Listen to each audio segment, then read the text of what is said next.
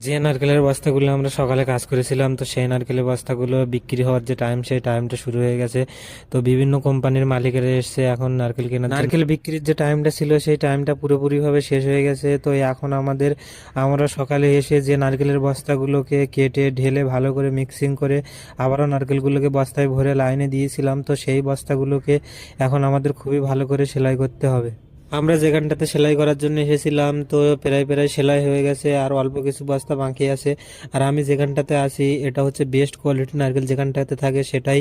আর এই যে নারকেলগুলো আছে এখানে সব নারকেলগুলোতে ওষুধ দেওয়া আছে। আজকে এসে আমরা যে নারকেলের বস্তাগুলোকে ঢেলে রেখে দিয়েছিলাম, তো এই বস্তাগুলোকে এখন খুবই ভালো করে আমাদের বস্তার মধ্যে উঠিয়ে দিয়ে আবারও এই বস্তাগুলোকে খুবই ভালো করে সেলাই করে লাইনে রেখে দিতে হবে। তো এরপরে আমাদের এই বস্তাগুলোকে ওয়েট করার জন্য স্যার আসলে তখন এই বস্তাগুলোকে ওয়েট করতে হবে। তো কিভাবে ওয়েট করছি আমি পরের একটা ভিডিওতে আপনাদের দেখাচ্ছি।